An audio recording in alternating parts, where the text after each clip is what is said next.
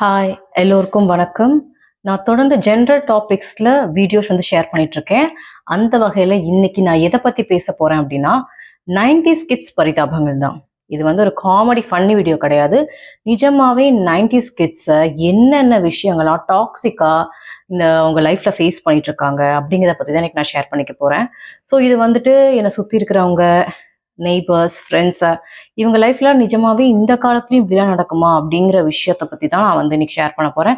நீங்களே நிறைய பக்கம் பார்த்துருப்பீங்க. இப்போவே ஜாதி விட்டு ஜாதி கல்யாணம் பண்ணால், இல்லை கேஸ்ட் விட்டு கேஸ்ட்டு கல்யாணம் பண்ணால் இப்போவே அதை எதிர்க்கிற கூட்டம்லாம் நிறையா இருக்குது. கரெக்டாக அதே மாதிரி தான் 90s கிட்ஸுடைய நிலைமையும் அப்படி இருக்குது. என்ன நிலைமை அப்படின்னு பார்த்தீங்க அப்படின்னா, ஃபார் எக்ஸாம்பிள் ஒரு பையனுக்கோ ஒரு பொண்ணுக்கோ ஒரு 30, 31, 32, 33 அந்த மாதிரி ஆகியும் கல்யாணம் ஆகாமல் இருக்குது அப்படின்னா அதுக்கு மோஸ்ட் ஆஃப் த ரீசன்ஸ் பார்த்தீங்கன்னா அம்மா அப்பாவா தான் மட்டும்தான் இருக்கிறாங்க. ஏன் அம்மா அப்பா?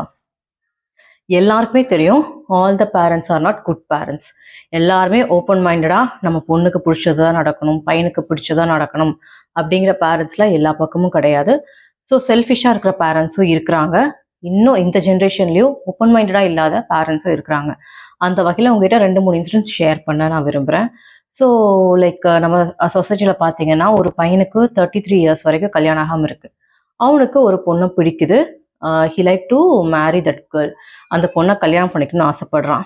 வீட்டில் போய் பேரண்ட்ஸ் கிட்ட சொல்லும் போது இந்த காலத்தில் சொல்கிறாங்க, இல்லை நம்மளுடைய கேஸ்டாக இருந்தால் மட்டும்தான் நாங்கள் அக்செப்ட் பண்ணுவோம், இல்லைனா அக்செப்ட் பண்ணிக்க மாட்டோம் அப்படின்னு ஸ்ட்ரிக்டாக சொல்கிறாங்க. ஓகேவா?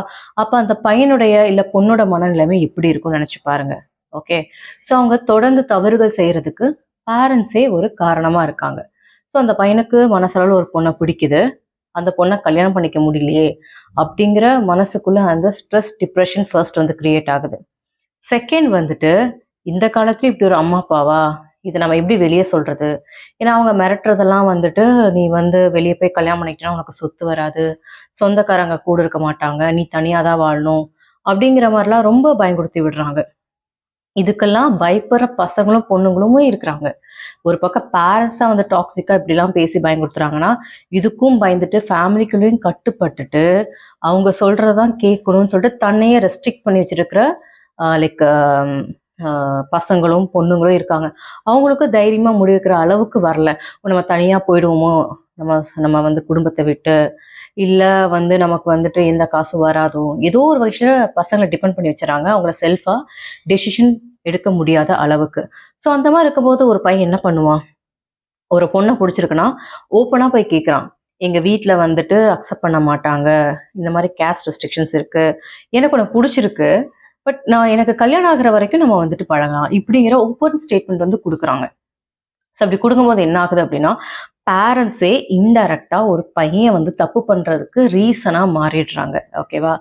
ஸோ அங்கே ஆப்போசிட்டில் இருக்கிற கேர்ள் அந்த பையனை பற்றி என்ன நினைப்பாங்க? அவனுக்கு வேற வழி இல்லை. ஒரு பொண்ணை பிடிச்சிருக்கு, பழகணுங்கிற ஆசை இருக்குது, ஆனால் முடியாது. ஸோ சொசைட்டியில் நிறைய பசங்க பொண்ணுங்க தப்பு பண்ணுறதுக்கு பேரண்ட்ஸே மெயின் ரீசன் ஆகுறாங்க. ஓவர் ரெஸ்ட்ரிக்ஷன்ஸ், ஓவர் கண்டிஷன்ஸ், ஒரு லாஜிக்கே இல்லாத விஷயத்த போய் புகுத்துறது. ஒரு பொண்ணை காதலிச்சு கல்யாணம் பண்ணி வீட்டுக்குள்ள கூட்டிகிட்டு வந்தா என்ன? தான் பையன் சந்தோஷமா வாழணுமே, தான் பொண்ணு சந்தோஷமா வாழணுமே, அவங்க மனசு பிடிச்சவங்க கூட வாழணுமே அப்படின்னு நினைக்கிறதுல என்ன தப்பு இருக்குன்னு தெரில. நிறைய பேர் சேம் கேசட்ல மேரேஜ் பண்ணியும் அண்ட் அவங்களுக்கு ஏற்ற மாதிரி ஒரு ஸ்டேட்டஸ்ல மேரேஜ் பண்ணியும் அரேஞ்ச் மேரேஜ்ல எவ்வளவோ ஃபெயிலியர்ஸ் ஆயிருக்கு.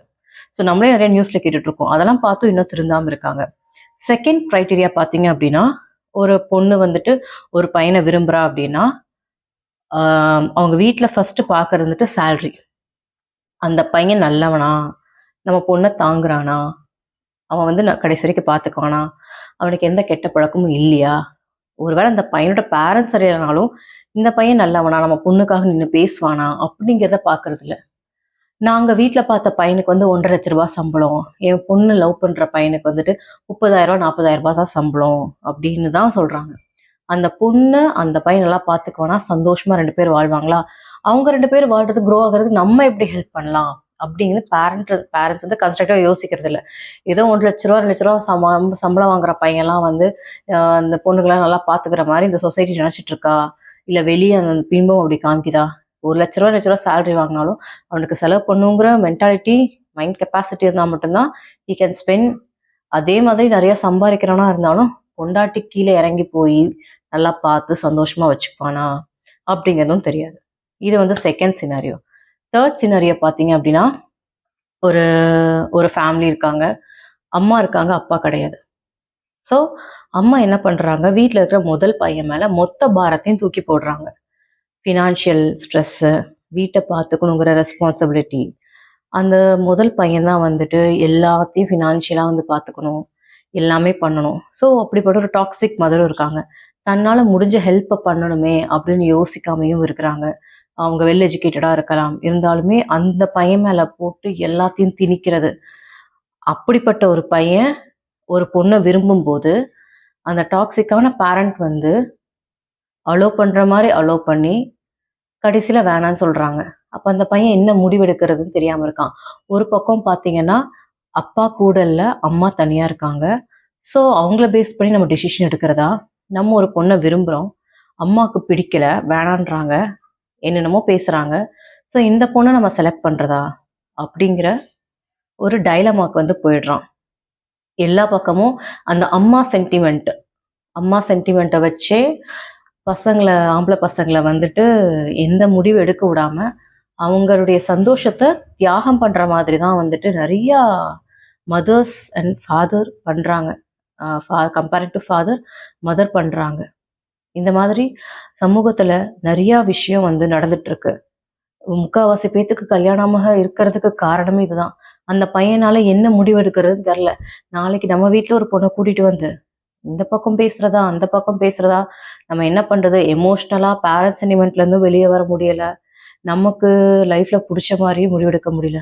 இன்னொரு சினாரியா பார்த்தீங்க அப்படின்னா, சொந்தக்காரங்களுக்குள்ள கல்யாணம் பண்ணணும், ஏன்னா சொத்து வந்து கைவிட்டு போயிடக்கூடாது, நம்ம சொத்து நம்ம சொந்தக்காரங்களுக்குள்ளேயே இருக்கணும்னு சொல்லிட்டு அங்கே ஒரு ஃபோர்ஸ்ஃபுல் மேரேஜ் நடக்குது. இப்போவும் எனக்கு தெரிஞ்சவங்களுக்கு நடக்குது.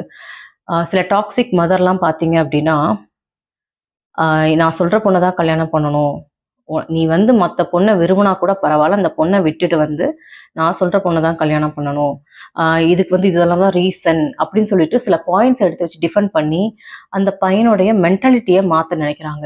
அந்த பையன் வாழ்க்கையில் இன்னொரு பொண்ணு இருக்கா, அவளோட நிலைமை என்ன ஆகும், நம்ம பையன் காதலிச்சிருக்கான், நம்ம பையன் மேலே தப்பு இருக்குது அப்படின்னு யோசிக்கிறது இல்லை. இன்னொரு பொண்ணு வாழ்க்கையை பற்றி யோசிக்காமல் ஈஸியாக முடிவெடுத்து அந்த பையனை போட்டு கன்ஃபியூஸ் பண்ணி விட்டுறாங்க. ஒரு பக்கம் ஃபேமிலி ப்ரெஷர், ஒரு பக்கம் நம்ம ஒரு பொண்ணை விரும்பிட்டோமே அந்த பொண்ணை கைவிடக்கூடாதே அப்படிங்கிற ப்ரெஷர். இந்த மாதிரி இருக்கிறப்போ ஒரு பையன் என்ன முடிவெடுப்பான்? ஒரு பெரிய கூட்டு குடும்பத்தில் வாழ்ந்துட்டு வந்திருக்கான், ஒரு பொண்ணை விரும்பியிருக்கான். அப்போது நம்ம வந்து கல்யாணம் பண்ணிட்டு தனியாக போயிட்டோன்னா நமக்கு அந்த குடும்பம் கிடைக்காதோ, அதோட அன்பு பாசம் கிடைக்காதோ, அம்மா அப்பா வந்துட்டு சின்ன வயசுலேருந்து வளர்த்துருக்காங்களே அப்படி இப்படின்னு சொல்லிட்டு அந்த பையன் ஒரு ப்ரெஷருக்கு போயிடுறான், என்ன முடிவு எடுக்கிறதுனே தெரியாமல். இங்கே அந்த பொண்ணையும் கல்யாணம் பண்ண முடியாமல், அவங்க வீட்லேயும் வந்துட்டு அவங்க சொல்கிற முடிவுக்கு அக்செப்ட் பண்ண முடியாமல், இந்த மாதிரிலாம் நிறைய விஷயம் நடக்குது. இது வந்துட்டு பசங்க வாழ்க்கையில் மட்டும் இல்லை, பொண்ணுங்க வாழ்க்கையிலையும் நிறைய நடக்குது. இப்போ வந்து ஒரு பொண்ணுக்கு ஒரு 30, 31, 33, 35 அப்படின்னு வயசாகுன்னு வச்சுக்கோங்களேன். அம்மா அப்பா வெளியே என்ன போய் சொல்லுவாங்க தெரியுமா? என் பொண்ணுக்கு எந்த பையனை பார்த்தாலும் அவள் பிடிச்சிருக்குன்னு சொன்னாலும் நான் கல்யாணம் பண்ணி வச்சிருவேன் அப்படின்வாங்க. ஆனால் அந்த பொண்ணு ஃபஸ்ட்டு வீட்டில் போய் பிடிச்சிருக்குன்னு சொன்னால் ஃபஸ்ட்டு கேட்குற விஷயம் அவங்க என்ன ஆளுங்க அப்படிங்கிற கேள்வி வரும். பையன் வந்துட்டு கருப்பா சிவப்பா, உனக்கு வந்து செவத்த பையனா கல்யாணம் பண்ணி வைக்கணும்னு நினச்சேனே, அந்த பொண்ணே ப்ரௌனாக தான் இருக்கும், செவத்த பையனா கல்யாணம் பண்ணி வைக்கணும்னு நினச்சோமே அப்படின்னு வந்து சொல்லுவாங்க. அடுத்தது ஜாதகம் பார்ப்பாங்க, ஜாதகத்தில் இது சரியில்லையே அது சரியில்லைன்னுவாங்க. அடுத்து அவங்க அம்மா அப்பா ஃபேமிலிக்கு போவாங்க, அதில் ஒன்றும் சரியில்லையே அப்படின்வாங்க. அந்த பொண்ணு ஏண்டா வீட்டில் வந்து பிடிச்சிருக்குன்னு சொல்லணும் அப்படிங்கிற லெவலுக்கு ஃபீல் பண்ண வச்சுருவாங்க. இந்த மாதிரி விஷயங்கள் இருக்குது. இதே இன்னொரு டைப் ஆஃப் பேரண்ட்ஸ் பார்த்தீங்கன்னா, ஃபார் எக்ஸாம்பிள் ஒரு மேட்ரிமோனியில் வந்துட்டு ஒரு பொண்ணு ரெஜிஸ்டர் பண்ணியிருக்காங்கன்னு வச்சுக்கோங்க, அம்மா அப்பாவோட ஃபோன் நம்பர் கொடுத்துருக்காங்க. அதில் அம்மா அப்பா யார்கிட்ட பேசி கம்ஃபர்டபுளாக ஃபீல் பண்ணுறாங்களோ அந்த பையனை கல்யாணம் பண்ணிக்கோ, அவங்கள பொண்ணு பார்க்க வர சொல்கிறேன் அப்படின்னு அந்த பொண்ணை போட்டு ஹோஸ்ட் பண்ணுறது. அந்த பொண்ணு எந்த பையனை பிடிச்சிருக்குன்னு அந்த மேட்ரிமோனி வெப்சைட்ல எல்லாம் பார்த்து ஓகே அப்படின்னு மைண்ட் செட்டுக்கு வருதோ, இல்லை அந்த பையனை ஏதோ சாக்கு சொல்லி வேணான்னு சொல்கிறது.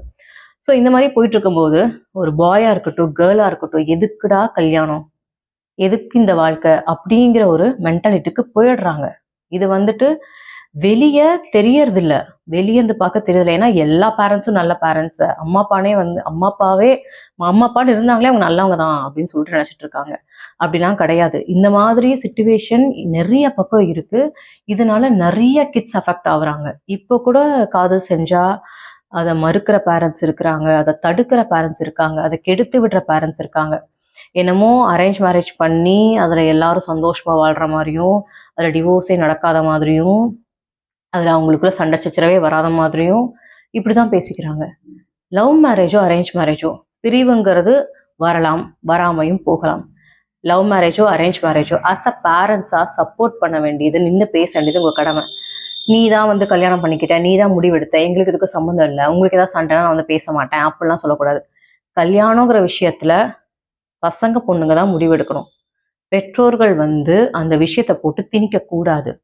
அவங்க செல்ஃபா டெசிஷன் எடுக்கும்போது, மனசுக்கு பிடிச்சு கல்யாணம் பண்ணும்போது தான் அவங்க கல்யாண வாழ்க்கை நல்லபடியா போகும். பரவாயில்ல, அப்படியே தேர்ந்தெடுத்தது நடுவுலே ஏதாவது ஆச்சுனாலும் நீங்க சப்போர்ட் பேரண்ட்ஸ் வந்து நிக்கணும். ஏன்னா அரேஞ்ச் மேரேஜ்ல பிரச்சனை தான் நிக்க மாட்டீங்களா? அது மாதிரிதான் லவ் மேரேஜும். சரியா? நடக்கணுங்கிற விஷயம் நடந்துதான் ஆகும். அதுக்காக நான் வந்து சப்போர்ட் பண்ண மாட்டேன், நிக்க மாட்டேன், குடும்பத்தை ஒதுக்கி வச்சிருவேன், சொத்து விட்டுட்டு போயிடும். இந்த கேஸ்ட் பிரச்சனை இன்னும் ஒழிய மாட்டேங்குது. எத்தனையோ பேர் கேஸ்ட் சர்டிபிகேட்டே வேண்டாம், நோ கேஸ்ட் போற அளவுக்கு வந்துட்டாங்க.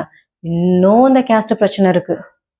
வெளியேந்து அது எந்த கேஸ்ட் பொண்ணோ எப்படி இருக்குமோ, எந்த கேஸ்ட் பையன் எப்படி இருப்பானோ, அவன் நல்லவனா இருக்கானா, பொண்ணு நல்ல பொண்ணா இருக்கா, நல்ல குடும்பத்தை பார்த்துக்குமா, அப்படிங்கிறதா நீங்க வந்து முடிவு பண்ண வேண்டிய விஷயமா இருக்கணும். அதை விட்டுட்டு இது சரியில்லை, அது சரியில்லை, எவ்வளோ கண்டிஷன்ஸ், எவ்வளோ ரெஸ்ட்ரிக்ஷன்ஸ், இதெல்லாம் இல்லாம தயவு செஞ்சு பொண்ணுங்களையும் பசங்களையும் வாழ விடுங்க. அவங்கள காதலிச்சாங்க அப்படின்னா அவங்கள ஏத்துக்கிட்டு வீட்டுல சந்தோஷமா வச்சுக்க பழகுங்க. குழந்தைங்க சந்தோஷமா இருந்தாதான் உங்ககிட்ட சந்தோஷமா இருப்பாங்க, இல்லைன்னா இருக்க மாட்டாங்க. ஸோ இதுதான்